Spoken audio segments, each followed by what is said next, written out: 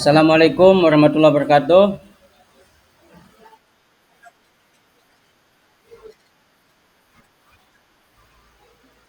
Bapak dan Ibu yang saya hormati, alhamdulillah pada pagi ini kita bisa bertemu dalam kegiatan Zoom yang sudah kita rencanakan. Mudah-mudahan pada kali ini tidak ada halangan dan hambatan. Baik, Bu dan Bapak, kita akan membahas terkait penerapan budaya positif di SD 1 Ambulu. Ini penerapan budaya positif di SD 1 Ambulu karena budaya ini sudah mengakar di sekolah kita, maka kita akan diterapkan. Seperti apa sih budaya positif yang akan diterapkan ini? Izinkan perkenalkan, nama saya Jan Abidin, CGP Angkatan 9 dari SDN 1 Ambulu, dan juga selaku kepala sekolah ingin membagi sedikit ilmu yang sudah saya dapatkan dari CGP.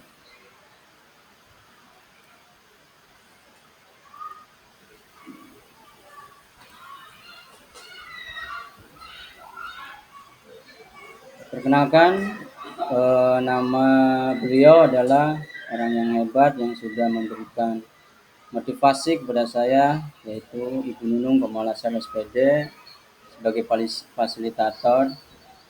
Beliau dari Bandung dan guru PAUD di sananya. Yang kedua, Bapak Tias Noviandika SPD sebagai pengajar praktek. Beliau juga kepala sekolah dari Waled. Hari ini kita akan memulai dengan kesimpulan mengenai peran Anda dalam menciptakan budaya positif di sekolah dengan menerapkan konsep inti seperti disiplin positif, motivasi, perilaku manusia, hukuman dan penghargaan, posisi kontra restitusi, keyakinan sekolah atau kelas, dan segitiga restitusi. Kita akan mulai dengan kesimpulan ini.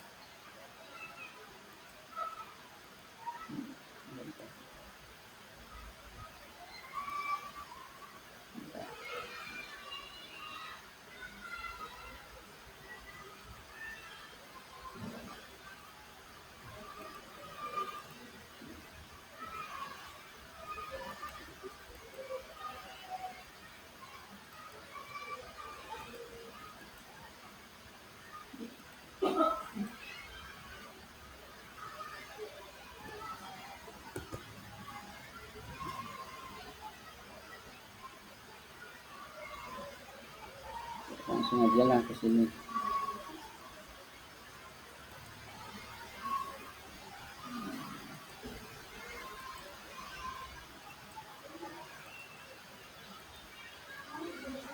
Ini ada halangan,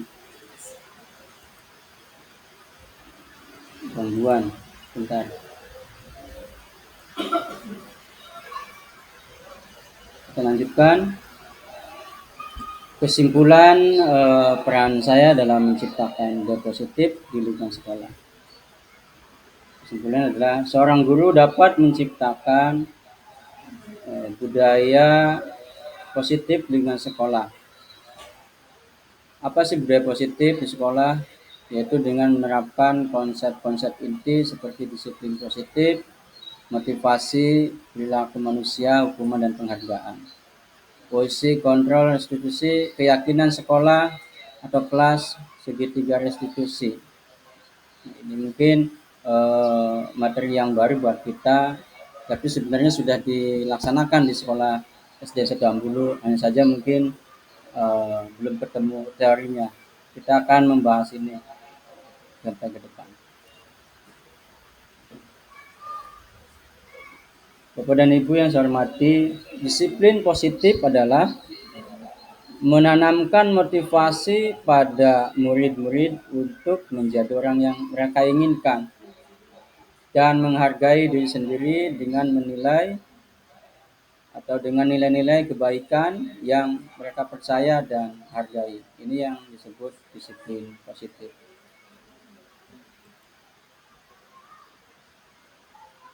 Ya, sampai di sini Ibu dan Bapak bisa belum saya mengikuti ya. Disiplin positif itu yang baik adalah muncul dari dalam atau sebut dengan motivasi intrinsik. Motivasi intrinsik adalah dalam diri murid yang berdampak jangka panjang dan tidak akan terpengaruh dengan adanya hukuman, hadiah atau penghargaan yang lainnya. Jadi motivasi siswa ini ketika berbuat disiplin itu tidak akan terpengaruh walaupun ada hukuman ataupun hadiah, apalagi penghargaan. Jadi tetap akan disiplin. Ini namanya disiplin yang dari dalam siswa atau dalam diri siswa. Disiplin positif ini bisa kita terapkan dan kita bisa lanjutkan. Jadi, motivasi perilaku manusia atau dalam hukuman dan penghargaan. Itu ada 3 menurut Dian Gossen dalam bukunya Restructuring School Discipline. Ada 3 motivasi perilaku manusia. Yang pertama, menghindari ketidaknyamanan atau hukuman. Yang kedua, mendapatkan imbalan atau penghargaan dari orang lain. Dan yang ketiga, menjadi orang yang mereka inginkan dan menghargai diri sendiri dengan nilai-nilai yang mereka percaya. Nah, ini motivasi hukuman atau motivasi perilaku manusia menurut Gossen dalam bukunya, bahwa di kita di Indonesia itu sudah menerapkan namanya motivasi disiplin. Yang ketiga yaitu menjadi orang yang mereka inginkan dan menghargai diri sendiri dengan nilai yang mereka percaya. Saya kira ini sangat tepat jika kita terapkan di SDN 1 Ambulu.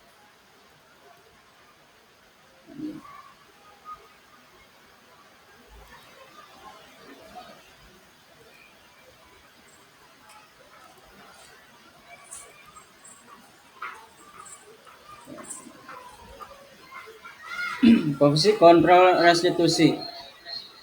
Nah, ini yang disebut posisi kontrol kita sebagai guru. Apakah kita sebagai penghukum?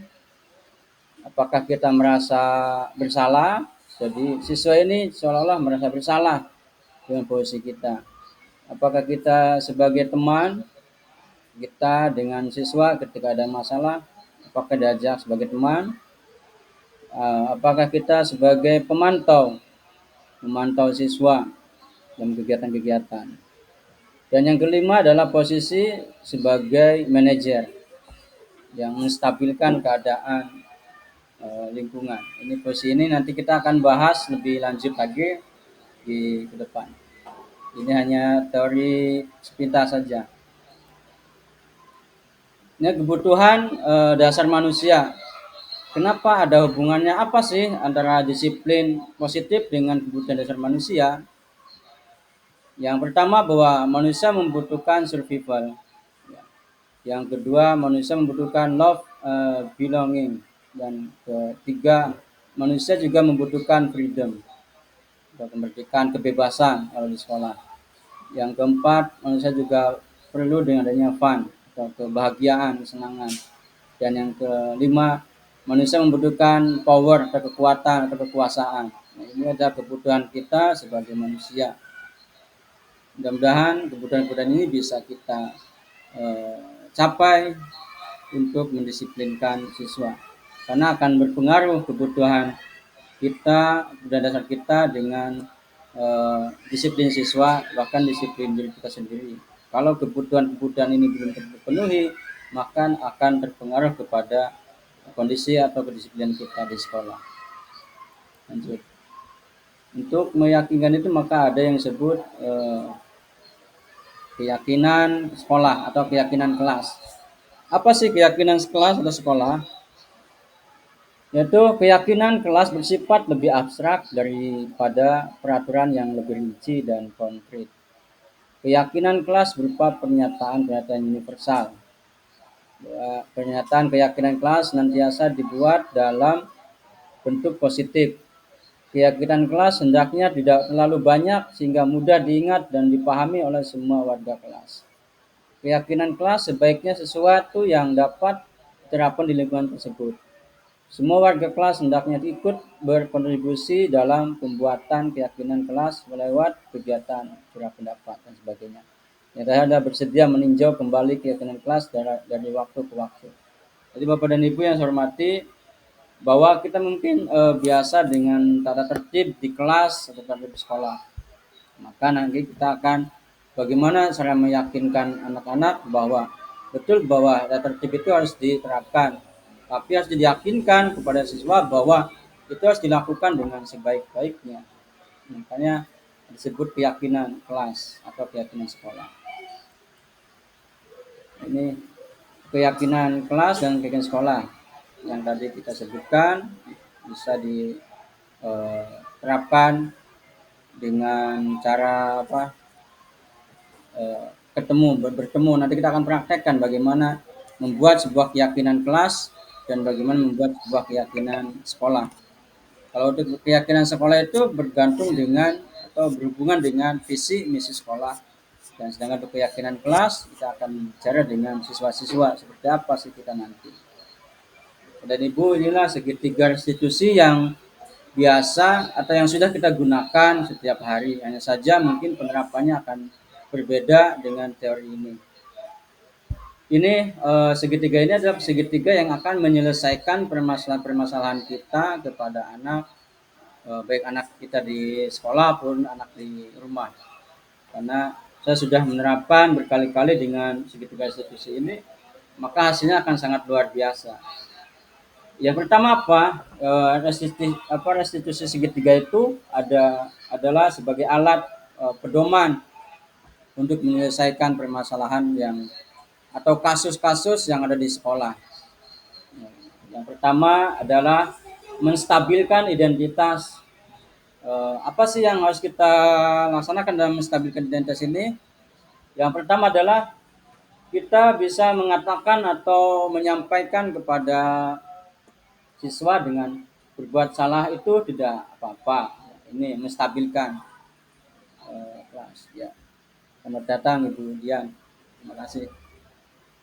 Yang kedua, tidak ada manusia yang sempurna. Ini untuk menstabilkan dalam tiga institusi. Yang ketiga, kita bisa menanyakan atau memberi respon kepada siswa dengan saya juga pernah melakukan kesalahan seperti itu. Dan kita bisa menyelesaikan ini.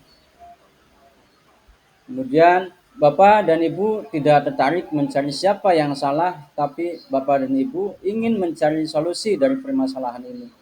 Jadi ketika anak punya bermasalah atau salah lah, maka kita tidak bisa mencari siapa yang salah dan siapa yang disalahkan. Kemudian kita juga bisa menanyakan, kamu berhak merasa begitu. Kemudian, apakah kamu sedang menjadi teman yang baik buat dirimu sendiri? Ini adalah menstabilkan identitas. Atau juga bisa menyampaikan kepada anak kita, kepada anak siswa, sudah berapa lama sekolah di sini, siapa namanya, dan perkenalkan. Ini juga bisa memperkenalkan diri juga, menstabilkan identitas. Yang kedua, memvalidasi tindakan yang salah. Apa sih memvalidasi tindakan yang salah? Dengan nada tanpa menghakimi atau akan memvalidasi kebutuhan mereka.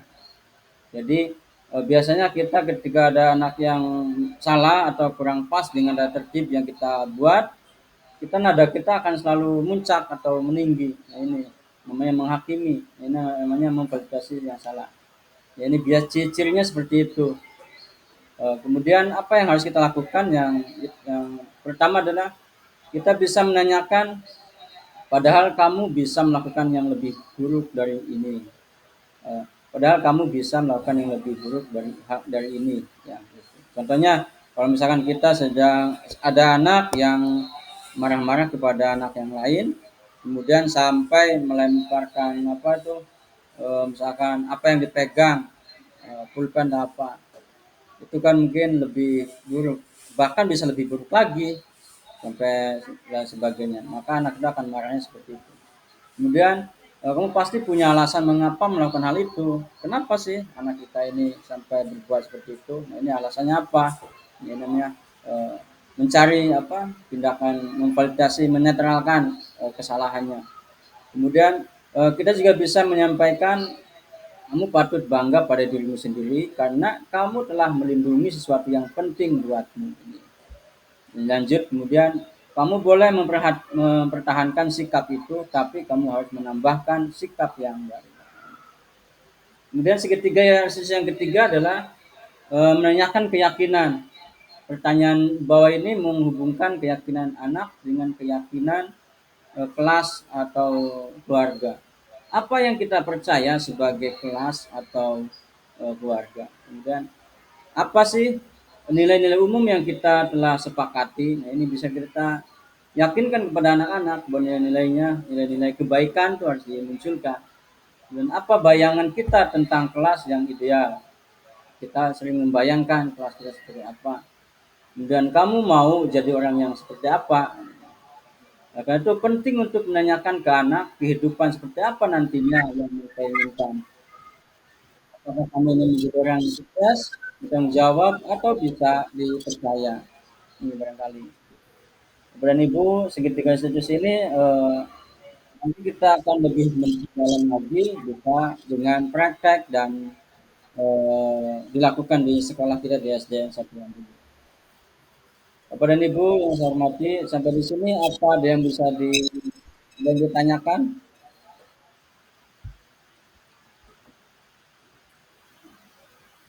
Lanjut saja ya.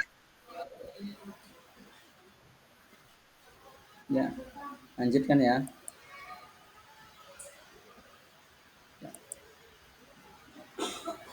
Lanjut ya. Bentar.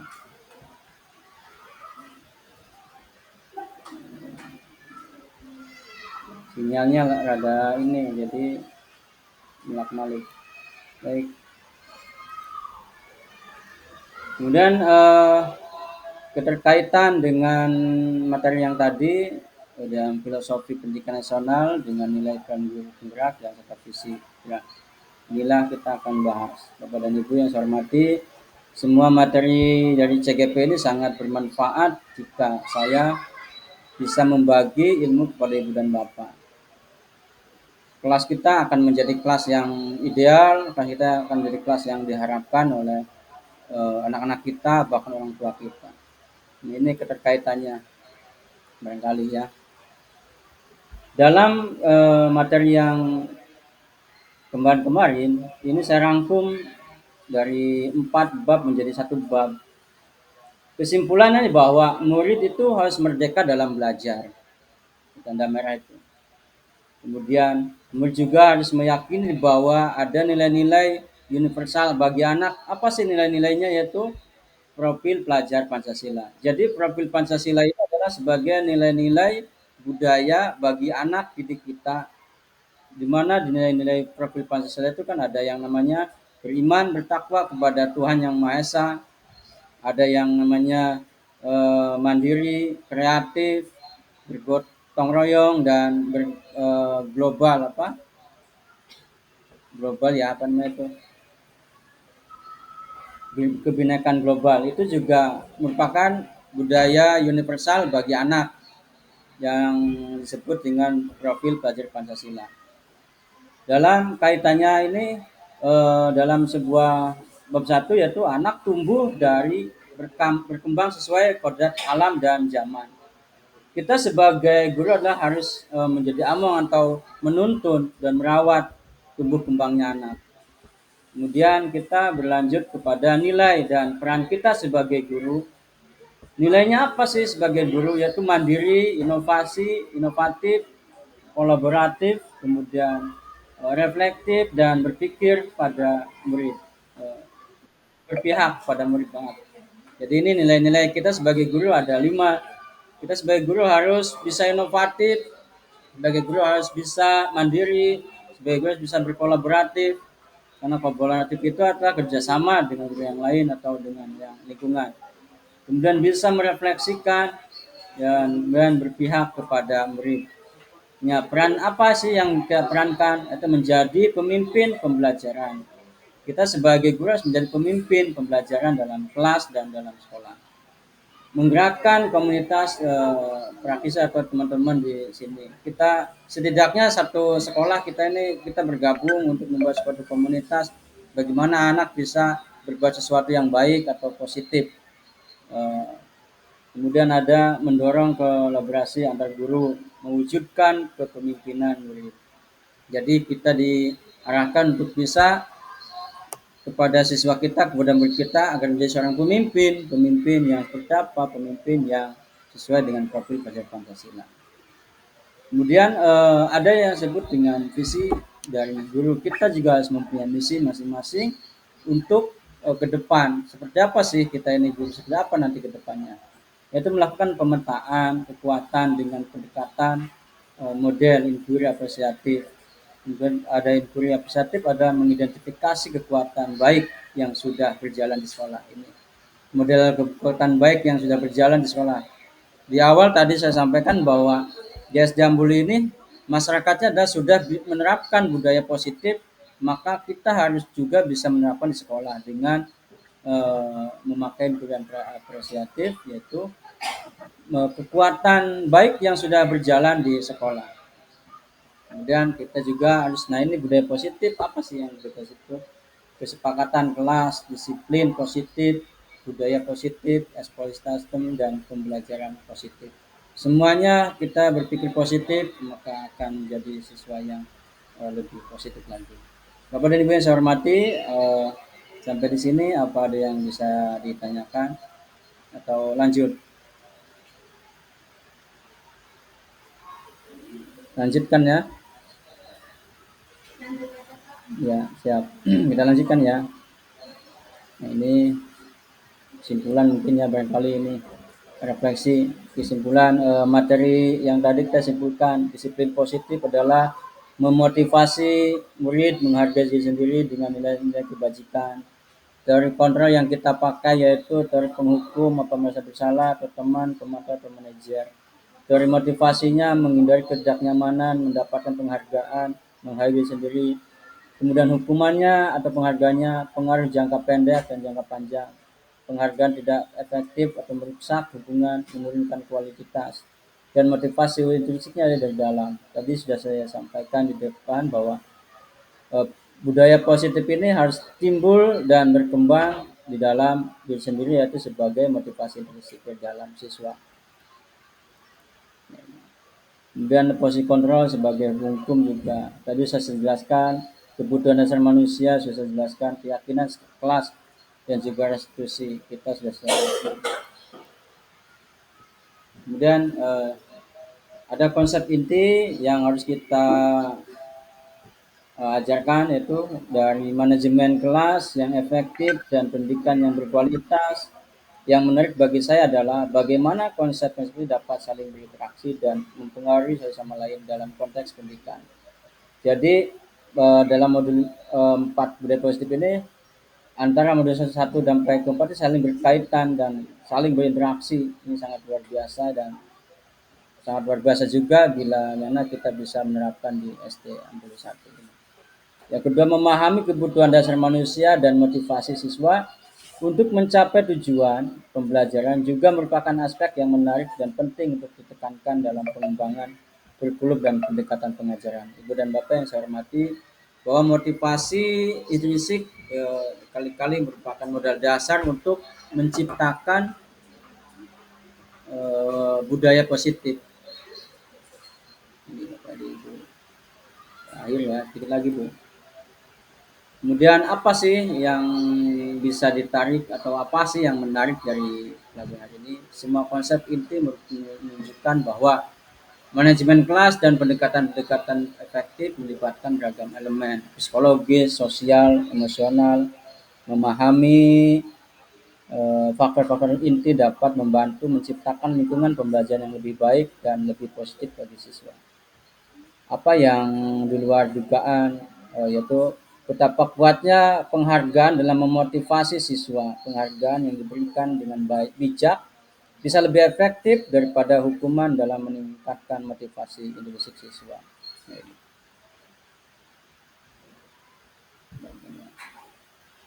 Dan Ibu, bentar lagi ya. Nah, ini kita akan menciptakan budaya positif adalah proses berkelanjutan yang memerlukan komitmen dan kerja keras dengan perubahan pemikiran dan pendekatan dapat menciptakan lingkungan belajar yang mendukung pertumbuhan dan perkembangan siswa secara positif. Nah, ini untuk menciptakan budaya positif kita memang harus bekerja keras. Di SD kita ini memang sudah berbudaya positif, maka kita juga harus berkomitmen bagaimana budaya positif ini bisa dijalankan dan dikembangkan di SD kita. Nah, agar SD kita ini bisa lebih mendisiplinkan, baik disiplin secara pribadi ataupun secara kelompok. Nah, ini.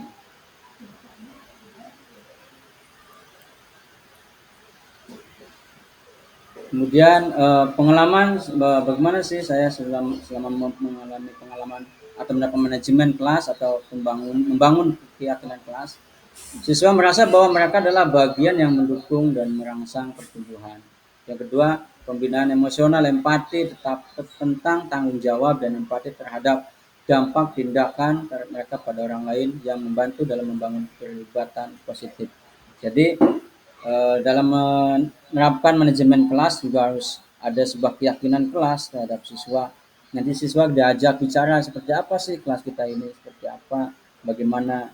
Nah, kita harus bisa merangsang bagaimana caranya biar anak bisa menimbulkan motivasi di dalam terkait keyakinan kelas atau budaya positif. Juga kita juga harus bisa membina emosional, empati, dan tanggung jawab kepada anak. Ini yang harus kita terapkan di SD.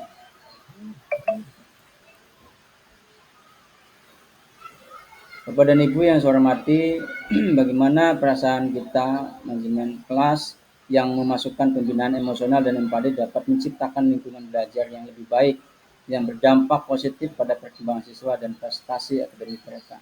Jadi apabila kita bisa menerapkan manajemen kelas dengan baik, insya Allah SD kita akan jadi SD yang mendapatkan lingkungan belajar yang lebih baik, yang dampaknya apa? Positif. Setelah dampak positif ini, anak akan berkembang menjadi siswa yang dapat punya prestasi akademik dan menonjol di antara teman-temannya. Jadi Bapak Ibu ada yang ditanyakan nggak nih hari ini?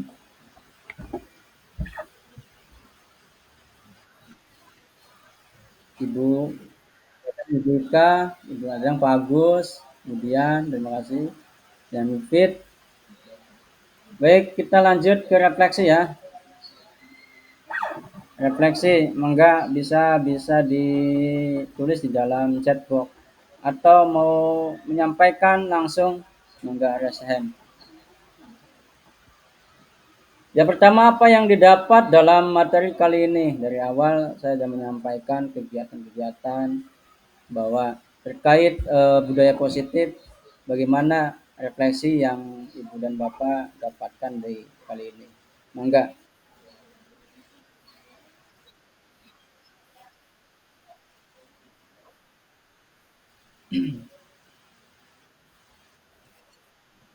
Pak Eja, mangga. Pak Lani,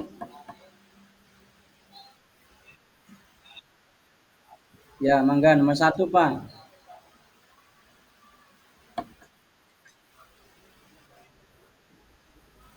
Ya, ditulis saja di kolom chat nggak apa-apa.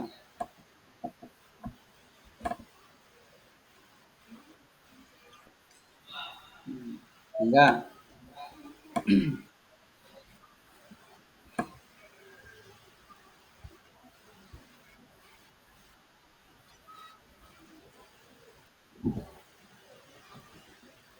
Bu Anis, mangga Bu Anis. Barangkali palaninya mungkin ada sinyal yang kurang bagus. Pak Agus, barangkali Pak Agus.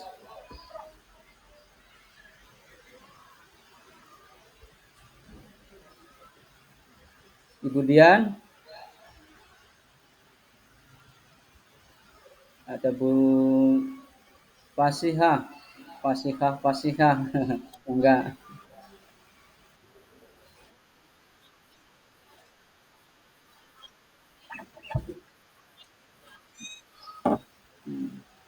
Ya, ya terima kasih.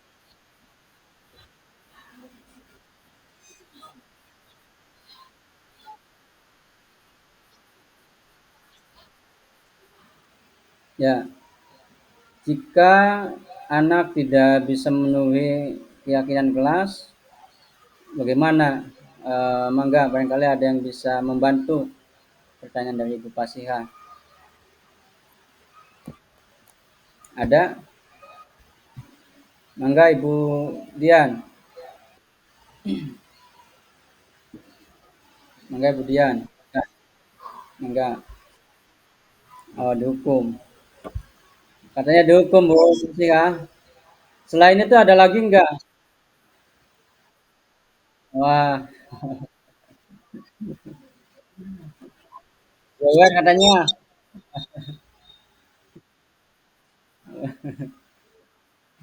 Ya, ada yang lain? Nanti kita simpulkan pertanyaan Ibu Pasika. Terima kasih Ibu Dian sudah menjawab sangat luar biasa. Jika ada anak yang tidak sesuai dengan keyakinan kelas, menurutnya harus dijewer di apa gitu, namanya kekerasan kepada anak. Oke, nanti kita jawab bersama ya. Iya, lari juga.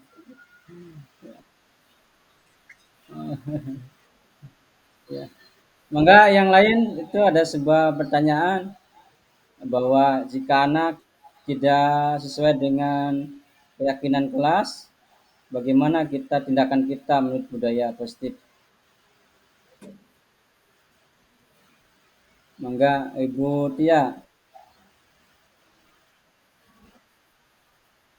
mangga.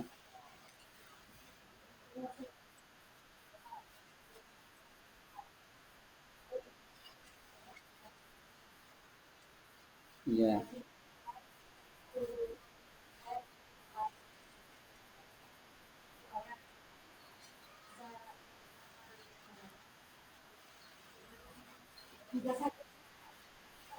ya siap.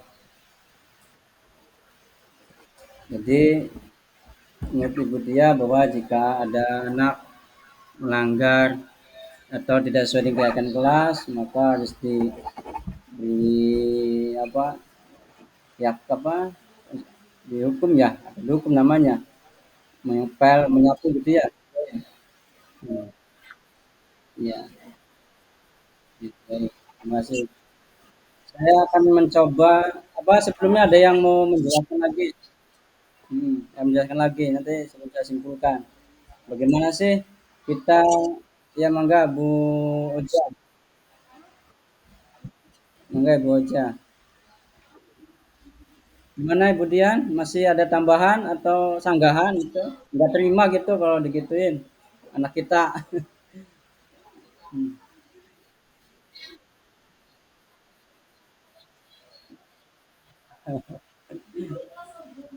iya, ya, didenda, ya.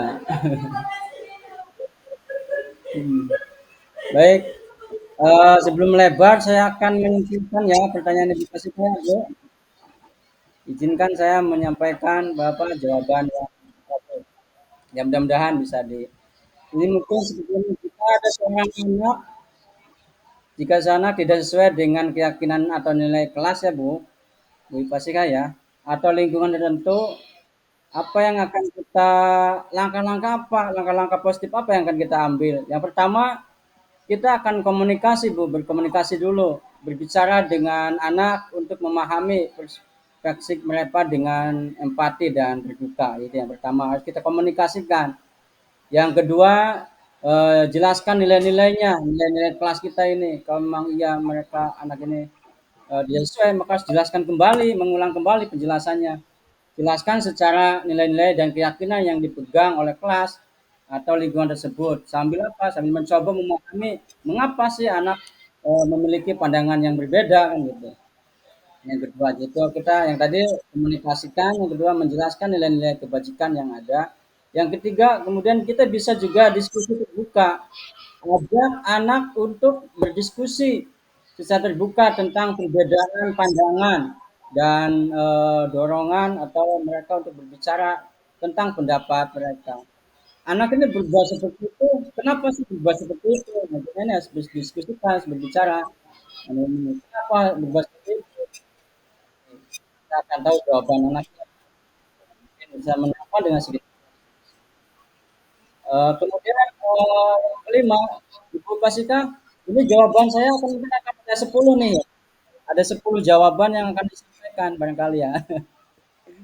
Tadi yang pertama mengkomunikasikan, yang kedua menjelaskan nilai-nilai universal kebaikan kepada anak, yang ketiga diskusi terbuka dengan anak, yang keempat berikan ruang berikan ruang untuk pertumbuhan, bertumbuhlah.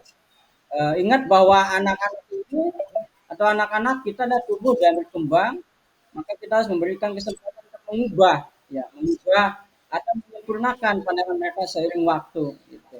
Jadi berikan kebebasan bagi biarkan anak berkembang dengan pandangan mereka seperti itu. Kalau mereka sudah mengetahui pandangan-pandangannya, maka kita akan bisa mencari solusinya. Kenapa si anak bisa berubah seperti itu? Kemudian bisa juga kita diajarkan toleransi gitu ya. Barangkali itu anak tidak apa, melanggar sesuai dengan hukuman. Kita ajarkan bagaimana cara toleransi. Barangkali anaknya menghukum dengan teman yang lain atau gimana. Kita ajarkan toleransi kepada anak tentang pentingnya menghargai perbedaan pendapat dan budaya yang berbeda. Ya, ini yang kelima. Kemudian yang keempat apa ya, model perilaku positif, artinya tunjukkan contoh perilaku positif kita dan penyelesaian konflik yang baik. Jadi kita harus memberikan contoh dulu sebagai perilaku positifnya seperti apa, mau kita berikan contohnya. Kemudian ada juga barangkali eh, apa, berikan dukungan. Dukungan itu bersama gini, bukan berarti kita mendukung anak ini salah, berbuat salah, enggak. Artinya pastikan bahwa anak merasa didukung dan diberikan sumber daya jika mereka ingin belajar lebih lanjut tentang keyakinan atau nilai-nilai tertentu. Jadi mendukung dalam hal kebaikan. Jadi artinya nilai-nilai kebaikan ini harus disampaikan kepada anak dan dengan sendirinya anak akan memahami, akan mengerti. Saya kira dengan keyakinan kelas yang sudah disepakati, maka akan ada sebuah konsekuensi yang akan ditanggung oleh anak, bukan hukuman juga kan gitu. Konsekuensinya apa yang akan diberikan bersama-sama, karena keyakinan kelas ini kan dibangun atas dasar kerjasama, kerjasama ibu dan bapak, bersama dengan guru kelas, kemudian dibentuklah sebuah keyakinan kelas. Maka jika ada salah satu anak yang melanggar atau di luar ketentuan atau pelanggaran katakanlah, kita sampaikan bahwa anak tersebut sudah melanggar dan harus ada konsekuensinya. Konsekuensinya apa? Nah, nanti ibu dan bapak yang akan memberikan konsekuensinya sesuai dengan kebutuhan kelas. Mungkin itu aja Bu Pasika. Oke. Cukup Bu Pasika, ada yang ditanyakan lagi? Yang lain mangga?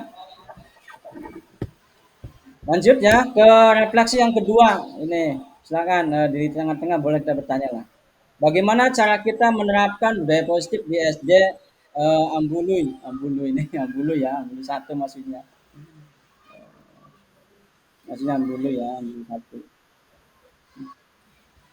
Ibu dan Bapak yang di SD Ambulu, bisakah kita menerapkan budaya positif di sekolah kita yang kita cintai atau di sekolah Ibu? Kemudian Ibu Pasika dengan siapa yang masih itu? Yang lainnya atau Pak Agus? Bagaimana menerapkannya? Barangkali punya pengalaman di SD yang lain bisa diterapkan ke SD satu Ambulu. Monggo.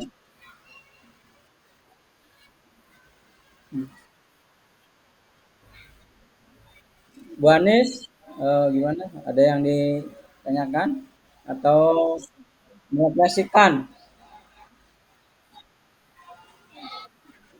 Ya, ya mudah-mudahan kita ke depan bisa mengikuti kegiatan apa?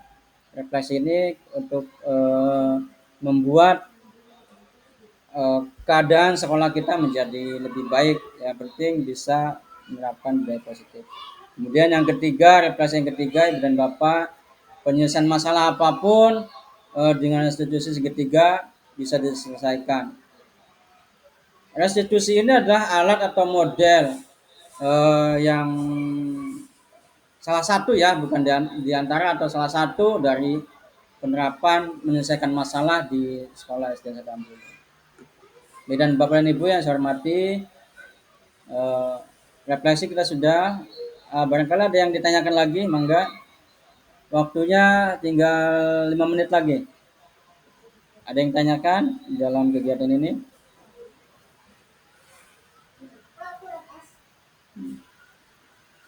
Cukup ya hari ini kegiatannya. Ibu Ika dan Ibu Nabila, ada yang ditanyakan lagi enggak nih? Ada. Alhamdulillah pada hari ini ada 16 yang bergabung di Zoom Meet kali ini. Mudah-mudahan bisa bermanfaat apa yang saya sampaikan.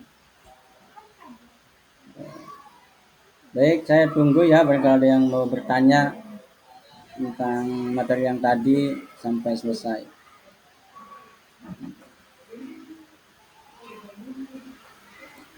Baik. Kalau sudah, kita akan tutup kegiatan ini dengan mengucapkan terima kasih. Sebelum saya tutup, sekali lagi kita harus bisa membangun sebuah keputusan yang baik kepada sekolah yang kita pimpin atau kelas kita yang pimpin dengan sebuah budaya yang positif. Budaya positif adalah budaya yang sudah mengakar dari nenek moyang kita yang bisa kita terapkan di SD. Oleh karena itu, sebagai guru atau sebagai pendidik, maka budaya positif ini sangatlah penting dan sangat baik dilakukan di sekolah kita masing-masing. Bapak dan Ibu yang saya hormati, sebelum mengakhiri kegiatan ini, izinkan untuk membuka kamera, kita sama-sama membuat sebuah kenangan ya. Mangga Bapak dan Ibu,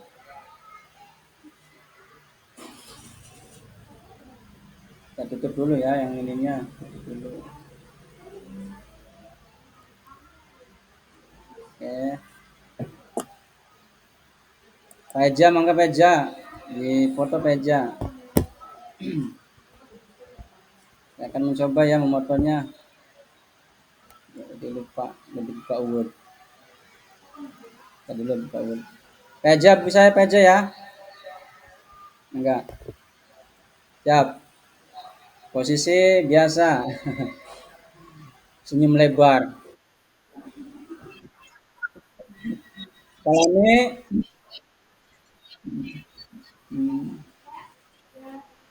siap. Satu, dua, Peja siap.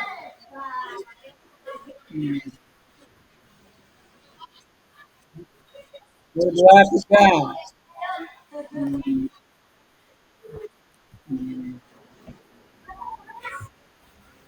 Mangga. Meja udah.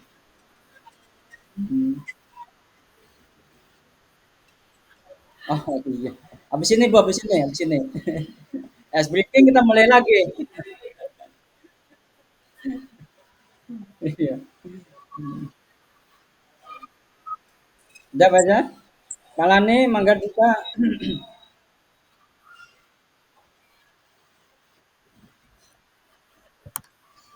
yang kedua apa?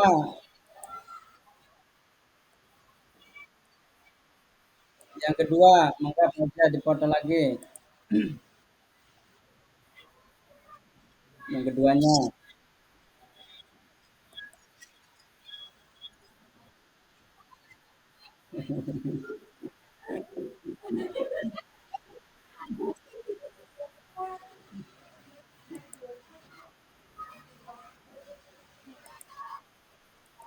Oke.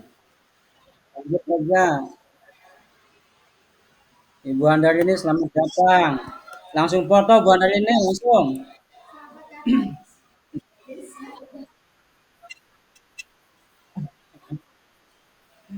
Ya Bu Andarini langsung difoto langsung foto aja langsung ya.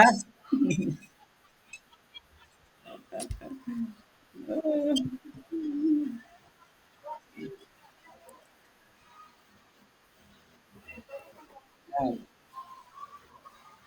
foto aja.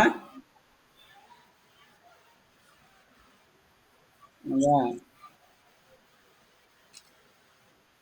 Posisi yang ketiga aja, mangga nanti ubah-ubah letaknya, ubah letak-letak. Hmm, ya. Bentar aja. Mangga aja. Bersusun, bersusun. Satu, dua, tiga. Ya. Oke, Ibu dan Bapak yang saya hormati, hari ini kegiatannya sudah di ujung, penghujung ya, penghujung, ujung akhir lah maksudnya gitu. Pada teman ngomongnya. Ya. Kemudian mudah-mudahan sekali lagi apa yang saya sampaikan bisa bermanfaat apabila Ibu dan Bapak kita berbagi lah, berbagi ada suatu hal yang belum bisa dipahami atau dikenal Ibu dan Bapak, maka bisa menyampaikan langsung dengan pemateri yang hebat, pemateri yang hebat. Saya baik. Itu aja, mudah-mudahan sekali lagi kita akan ketemu lagi di Zoom-Zoom berikutnya. Atas partisipasi teman-teman di sana, Ibu Dian, Bu ini, Bu Basika, Pak Agus, saya mengucapkan terima kasih. Semoga kita akan bisa bekerja sama dan berkolaborasi dengan partai yang lainnya. Terima nuhun. Sekian dari saya. Mohon maaf apabila ada kekurangan dan sebagainya. Sekali lagi, bukan dalam. Mohon maaf dan sebesarnya. Wassalamualaikum warahmatullahi wabarakatuh.